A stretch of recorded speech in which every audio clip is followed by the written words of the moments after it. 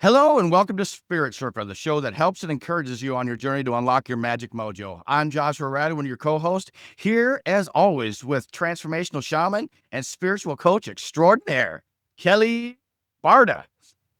What's going on, Kelly? WWF. I watched a lot of it growing up, and I'm beginning to flow into this more, canary-like voices. That is one of the totems that's been coming up to work with lately. So we're just going to let it fly. I understand you're coming to us this morning from your refrigerator. Live from the top of the refrigerator on Walkabout. Yeah, I woke up this morning. I was like, oh, we're podcasting, and I don't have any place to set up because this particular room doesn't have chairs. So at first I was sitting on the microwave on top of the bathroom sink. I was like, this is a little asinine. So, I started looking at all of the things I had around me, and I had this tall mini fridge and decided to just sit here on top of the bed. And, we work with what we got sometimes, and we do the best we can. It's Walkabout. What are you going to do? Pretty sure microwaves are not designed to be sat on. Probably just as well. I did do a durability check on it. I feel like it would be 50-50. I could not say whether or not that would last an hour. Radioactive. Correct. See, this is why I go to you. You're thinking of the angles that I was not thinking of. Well, this is the whole thing. Magic can be very lawyerly. You have to think of all the possibilities. And, stuff like trauma brain people do so well in magic because we are the what could go wrong people. Got a plan for that, a plan for that, a backup plan for this one and that one, and a backup plan for that backup plan because I will be prepared. Right. Newsflash, we're just a little bit more prepared for the ensuing chaos that comes generally, or at times. Yeah. Mildly more prepared. I had a shaman friend of mine who had been trained by 2 different Native American shamans, and he used to say, sometimes I think that the reason we do all this training is so we don't freak out when the weird shit shows up, right? Yeah. Oh, absolutely. I'm like, oh my God, I'm afraid you're going to think I'm insane. I'm afraid you're going to think I'm weird. And I'm like, oh, honey. That's weirder shit than you can imagine at this moment. Trust me. It's so funny you say that because I still remember our first initial discovery call, like when I called you at the end of 2020. And I remember I'm just like pouring out all of these, crazy things that I've had happen. Like I'm sitting here in this room with Aleister Crowley. Like I've seen my grandmother come back through the veil of heaven. And you're just like, and like, like I was like, these are amazing experiences, and you're acting like this is Tuesday, which I think it was a Tuesday.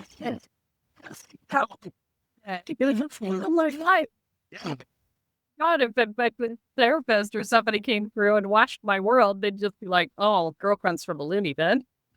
Oh yeah, it's funny. I was actually reading something about like you actually have to, on this path, the deeper you go, you kind of have to, like, it's kind of like what your shaman friend said, not freak out when the weird shit starts happening, because there is kind of a psychosis as the illusions begin to fade deeper and deeper. It's like, what the fuck is even this? But I guess we're just gonna roll with it until it evens out. Yeah. And that's the answer, right? Is just roll with it until it evens out. If you try and control it, it gets worse. Yeah. Yeah. So it's almost like a psychedelic trip, right? If you try and control it, it gets worse. You just gotta flow with it, which, I think is why a lot of people use psychedelics to get into spiritual space. But, there are paths there that don't require you to throw off, and I kind of prefer those. So, that's fair. Yeah, it's fair. Yeah, it's fair. Yeah. So you were talking about being in the room there, and I remember when Kathy and I were on our U.S. tour doing the Manifest Your Mission tour, I was doing social media posts from the room and showing what the room looks like that your well put together presenters are living in. And it's like, I had all this line of suitcases across. We had bras hanging off the roller, on canvas for the suitcases, and this stuff hanging everywhere. And people see you. It's so funny because I went to an event. I had a client take me to Toronto because she wanted to go to this event. And I was like, why are you want to take me? And she was like, well, because everything's better when you're there. And I'm like, okay. And, I'm a natural networker and whatever. And I've been a speaker in outside areas for, things far away from home. And so I know what these speakers are doing. Nothing. Right? They're doing nothing after the event. They're going to go home. They're going to go back to their hotel room, sit and stare at the TV and, maybe do some emails because that's what we do. Right. And so as they came out, because I felt like she brought me, I had to make it worth her while.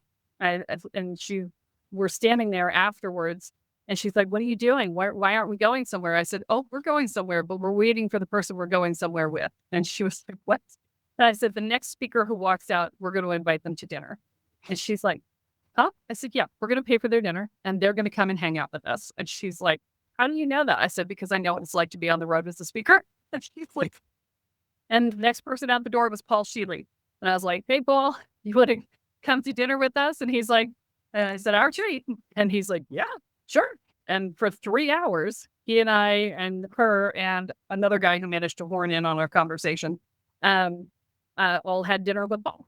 And so I was like, really not hard to get time with your person if you know when to reach them, Right. So that was fun. And so, yeah, it's all about thinking outside the box, right? Outside the box. The box is an illusion. The box is an illusion. The box is the illusion. Just a wet piece of cardboard. Just down the flat. Yes, we should be down. Or wait for it to disintegrate. If you watch it long enough and feed it with enough water, it will collapse of its own accord. There you go.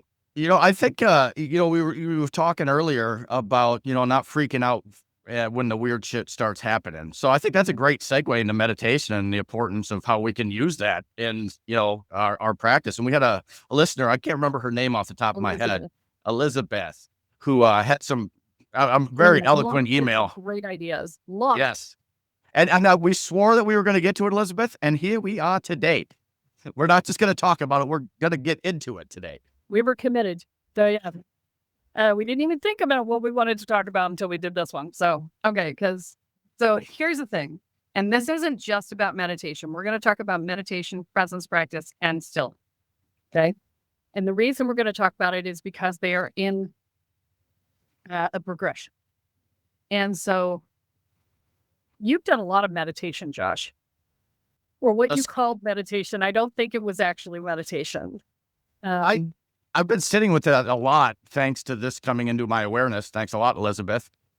I've been asking, am I even, it's so funny how often you go back to the beginning, am I even doing this right? Do I even know how to meditate? I've been, doing it for 4 years and I've evolved into the stillness, but, was I doing it right?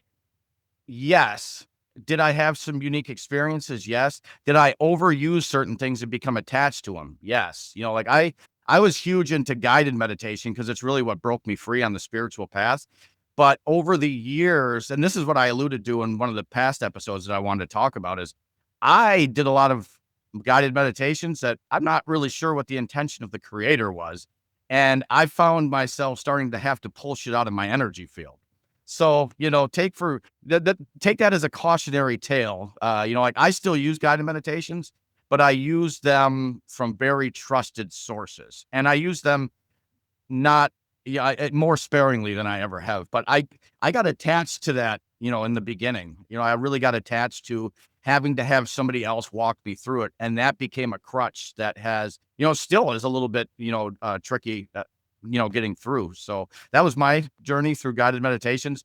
Really watch your field and, ask yourself how you feel if you've been doing guided meditations for a long time and you don't have a great energetic hygiene process.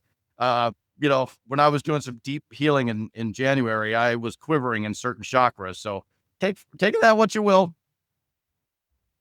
So, and I'm glad you brought up guided meditations, which I refer to more often as shamanic journeys because they're not as much of a meditation as they are a journey, right?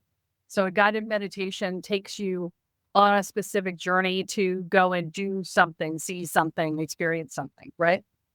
Whereas meditation as a practice is a stillness, not a stillness. Let me be clear. Stillness is different. meditation as a practice is a clearing of the mind. That is the definition of meditation, is coming to a place of quiet in yourself and stilling the mind and getting yourself to release your thoughts. And if you cannot get them, if you can't eliminate them, because in human design, Kathy has a active center in the mind. I do not. So I can get to a place of no thought. She can't. But what she does instead is she sinks underneath the surface and watches her thoughts go by and is unattached to them. And that is a perfectly valid place to be. And so the thing about meditation is it is simply a way to quiet the monkey mind, right? The monkey mind that goes all day in our minds, right? It's like, oh, I have to be with this and that, and that, and that, and that. All so it's the thing that takes us out of the present moment. So when you're not in the present moment, you are not in your power position, because the only place that anything happens is in the present moment. You can't make something happen in the future. You can't make something happen in the past. The only place you can make things happen is in the present moment, right? And so this is why I say it's a progression. All right. So meditation is stilling the mind. And so you're sitting there and your job is to just quiet your mind. It's just to let go of the thoughts. And so whatever thoughts come up, there's different approaches to it, but a lot of times people will say, well, put the thought in a bubble and let it float away. Kathy drops beneath the surface and treats it like a river of thoughts, and the river just goes over her and she's not engaged with it. She just goes, oh, interesting thought, no big deal. I'm not actually engaging the thought. I'm just watching it go by. Right. And so for me, I can actually get to a place of quiet in my brain because I have an open center there in my chart. And, I remember sitting on the floor in a Denny's where there were a ton of people waiting in line at the front door. And I just tucked myself into a corner underneath the counter and in between the counter and a vending machine, and sat on the floor and just was totally in my meditative space years ago. And everybody's walking by and I'm just like unperturbed. Right. And so that's what I mean, is that nothing around you matters. You are merely in this quiet space in your head, right? And that is meditation. Now, why do I say it's a progression? Well, the next progression is present. Okay.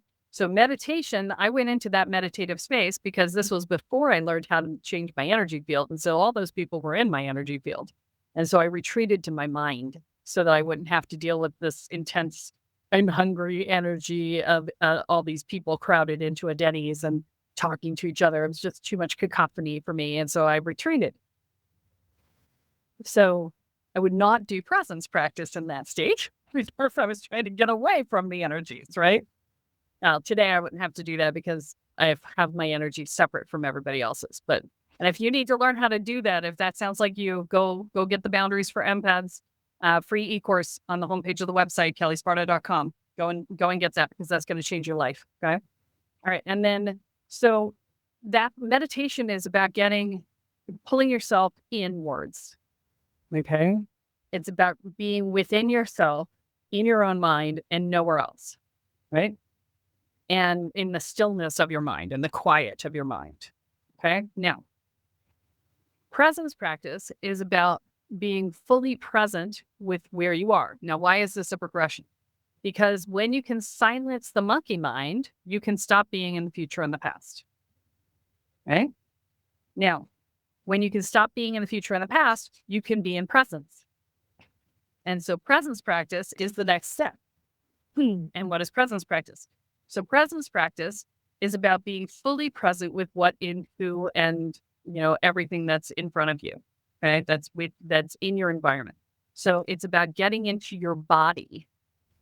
So first we learn how to get fully into our minds. Then we learn how to get fully into our body. Okay. Presence practice is about being fully embodied and shutting off the brain so that you're in your body and not in your head, right? And experiencing everything in real time.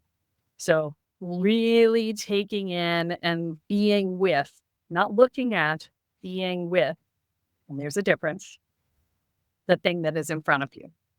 Okay. And actually everything that's around you. It's about being fully immersed in your physical experience.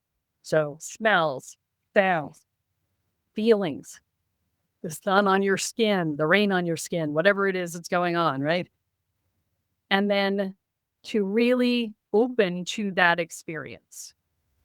Okay. So when you do that, I like to tell people to do presence practice in front of a plant, because plants will literally glow when you get to the point where you're in the right state with them. And they literally like take on this glowy quality. You've done this, right?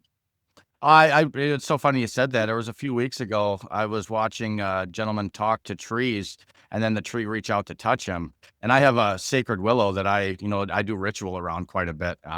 And I just went out and told it how much I loved it, and for it to reach out and touch me if it could hear me. And calm day, and it just brushed my cheek ever so gently. So yeah, have I seen it glow? No, but I'll be on the lookout for that. That's I definitely feel it. That's for sure.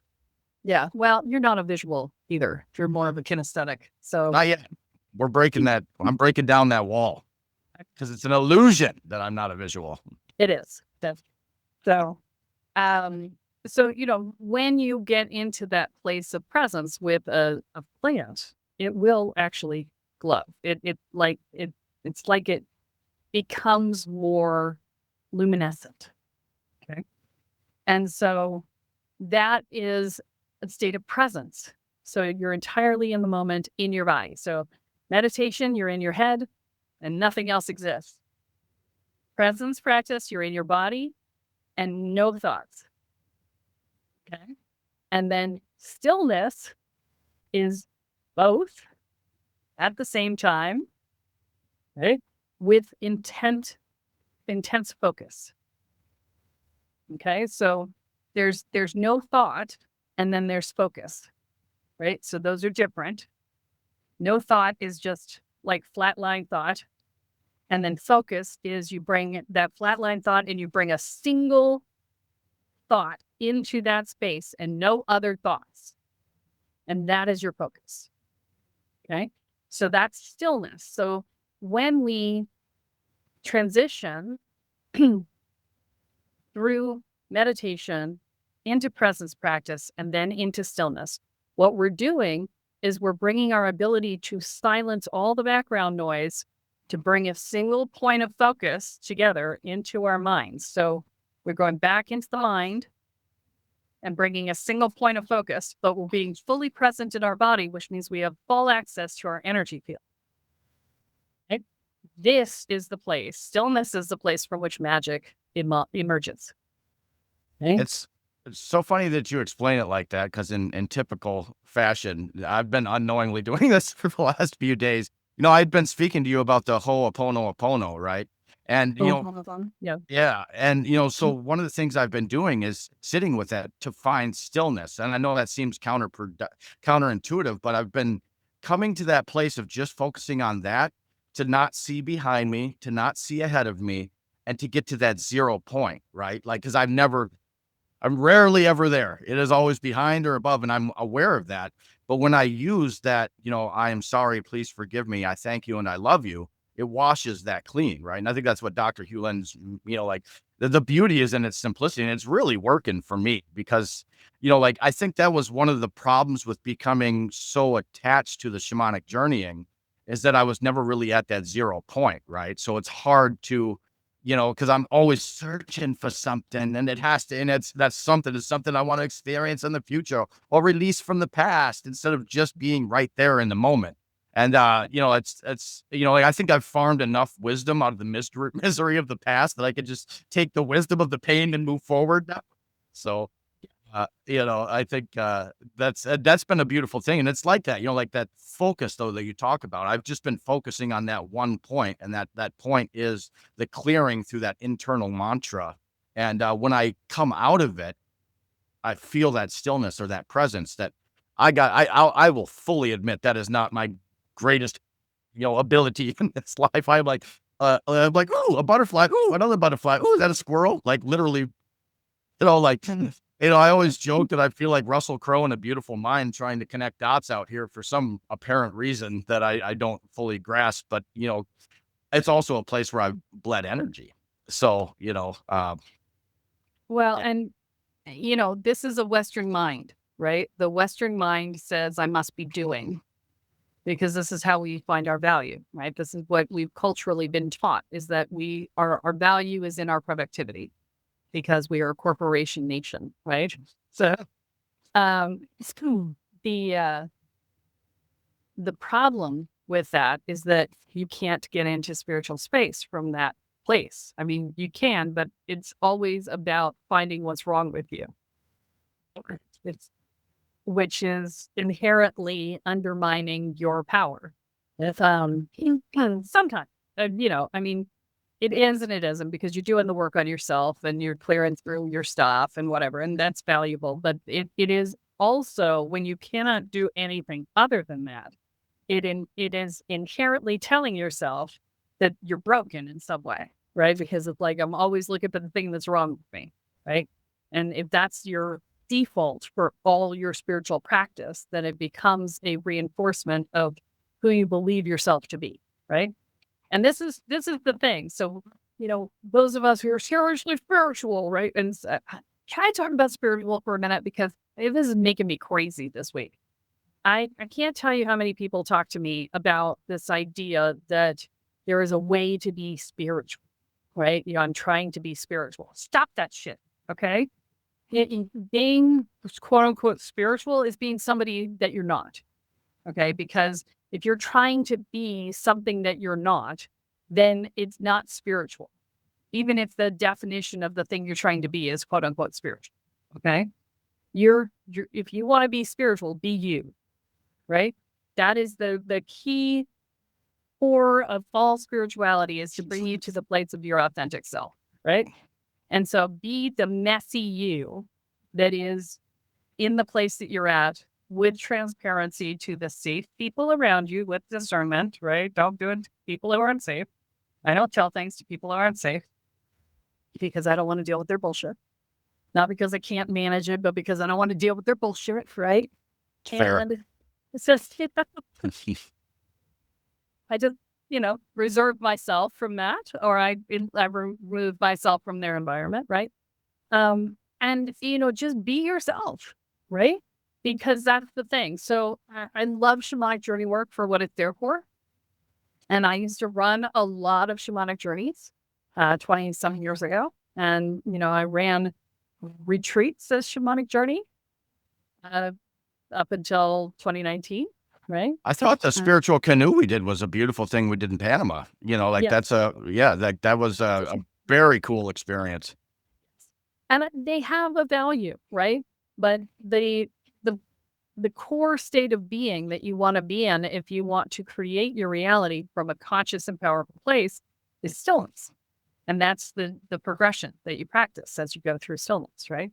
Shut down the monkey mind, then get into presence, and then get into stillness. Now, we don't do meditation at all in my programs. And the reason for that is that we do the work underneath the monkey mind to quiet it, right? So we do the work that is creating the monkey mind squealing. We're working on that stuff, and we eliminate that stuff. And so we don't need to do the meditation piece for that reason. We go into presence after we do that initial work. So, but this is the progression. And so when you get to stillness, now you're in a place where you are able to fully focus on a single thing and then bring yourself and all of your energy and all of your power to bear behind that thing, set that intention and release it into the world in such a way that it just blossoms, right? So I spoke with one of my clients, one of my apprentice clients today, not yesterday, and it is 7:30 in the morning. There's no way I talked to her today.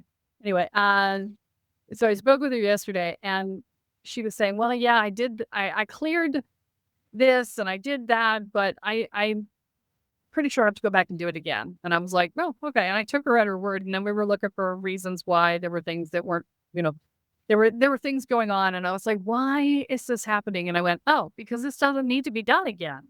Right. And then I looked at her like, it's done. Why do you say it needs to be done again? And she said, well, I only put like two minutes worth of effort into it, if that. And I said, yeah. And she was like, well, doesn't it have to be more than that? I'm like, not at your stage. No.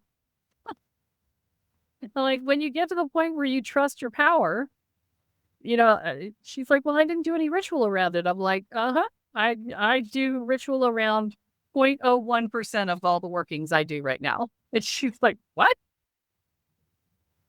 99.9% of them, I'm just like, 30 seconds. Here's my intention. Let it go. And I move on with my day. And she's like, you're like, yeah. So this is, again, thinking about what it means to be spiritual, right? It's like you use the crutches for so long as you need them, right? So, and sometimes you may use them, like I was talking to Kathy the other day and she was saying, oh, the moon is full, or no, it was summer solstice, right? And she was like, okay, so how do we take advantage of summer solstice? So I'm like, I don't do the high holiday, low holiday thing. I don't do those anymore. And she's like, no, but we could take advantage of the energy. I was like, okay.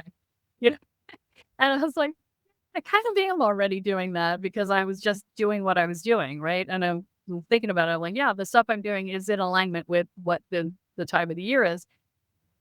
Coincidentally, not coincidentally. Right. So I'm not thinking about it, but I'm in the energies of the world around me because I'm embodied. And therefore, I naturally flow with the energies around me. And therefore, I'm naturally in alignment with wherever the wheel of the year is. But it's not something I'm consciously taking into consideration because I don't have to anymore. That would explain why I went to the dark night of the soul on the winter solstice then, huh? Multiple years in a row. Not this year, though. This year, it's going to be different. We're just going to enjoy the solstice and all of its grand energies as I rest. This is going to be a winter of actual rest. This was supposed to be the winter of rest, but I was going to say, didn't you say this was supposed to be the year of rest? You said something in our programs the other day, and I'm just going to tell you this. I'll love you later. We have a joke going back and forth when Kelle calls me on certain things that I'm going through. I say, I absolutely love you, but I don't like you much, right? And she's like, oh yeah, we call that I'll love you later because we know it's inherently true and we don't want it, but we know we need to hear it. It's the same. Yeah. Yeah, I had a friend of mine who, when we hit those points, she would go, and I would say, and the horse I rode in on, and she like that. Yeah, that was yesterday morning, 100% yesterday morning. Kelle got me on a good one that I've been sitting with in Stillness. So good stuff, all good stuff.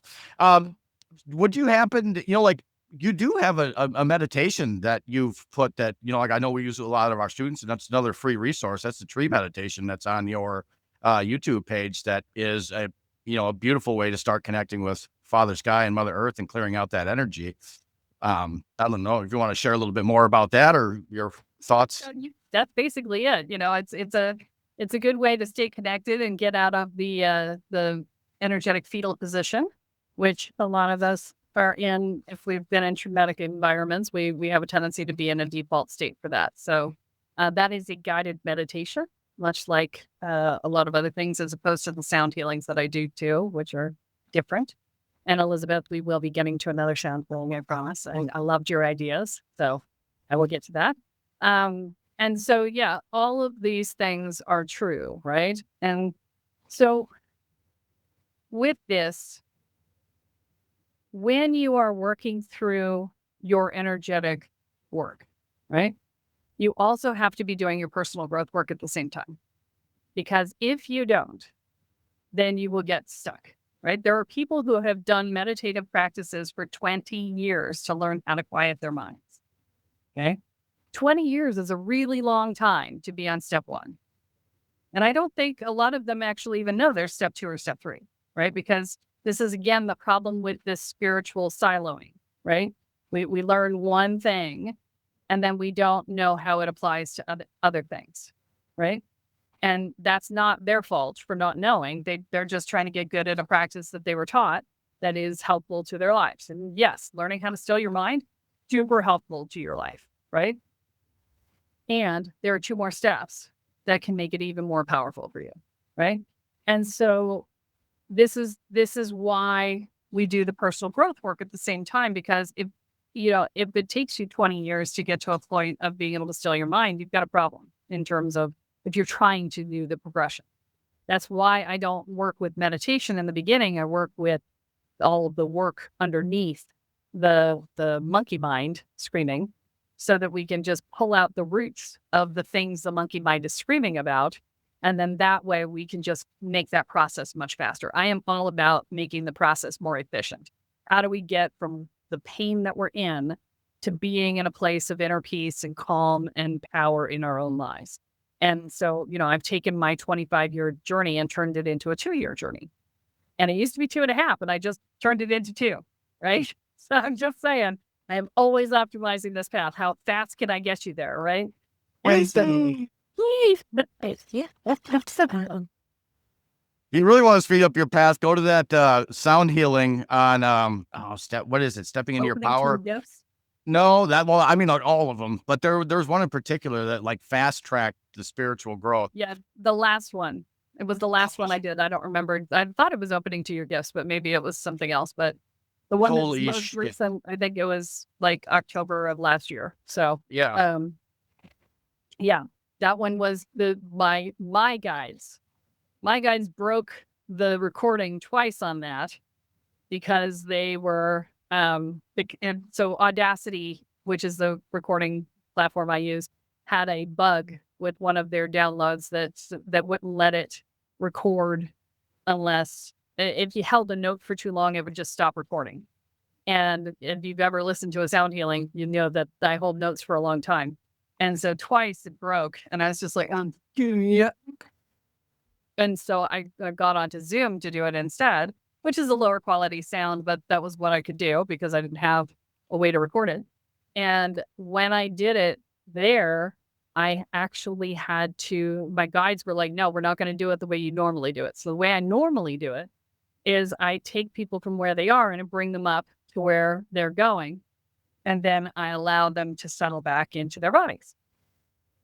Great, no problem. This time they said, no, we're starting up here. And it was way the hell up here. And I was like, okay. And then I went to bring everybody back down and they was like, nope, everybody's going to come back down. And I'm like, okay. And so we had to do some work on building the foundation to be able to hold the thing that was coming down. And so it was a 2-parter, right? It became, let me bring you up here and then let me help you build the foundation to seat that in place, right? And it was a completely different way of doing a journey than I'd ever done it before because that's what they dictated to me. And I was like, okay. Don't worry, everybody. I guinea pigged this one for you. She sent it to me and she's like, I don't know what I just did, but it's amazing. And I left it in my inbox for 2 days before I did it because I could feel of it. It is powerful. And, I'm living proof that, I will say not long after I did that particular one, some of my gifts really did start popping off in different ways, becoming more apparent. And so that is a really powerful one. They all are in their own ways. That one and the clearing grief are just 2 of my favorites to really work through things. Well, and if you've been listening to the podcast in sequence, you will think that you've listened to this before. And I'm going to tell you, you haven't, because it accidentally got published with the previous Sound Healings recording and under the new title. And I had to go back and replace the sound healing with the right recording. And so, and I didn't do that until somebody said, hey, this is the same one as last time. And I was like, oh, okay. The world was not ready. Yeah, it wasn't ready for everybody, but now we're talking about it. So clearly it's time, right? So if you think you've listened to it because you were listening in order, you have not. If you listened to it when it came out, right? So, or even within a couple of months of when it came out. So If you have not listened to it past January of this year, then you did not hear the right recording. This would be a good excuse to go back and find that. So, all right. So this is the meditation, presence practice, and stillness episode, right? So we have those things. Now, once you have those things, you're in a position to actually make conscious choices in your life, right? So here's a conscious choice I'd like you to make right now. Please like, subscribe, and share. Share this with a friend who needs to know. Go find that sound healing episode and listen to that and share it with a friend who needs to hear it. And, we'll see you next week, right?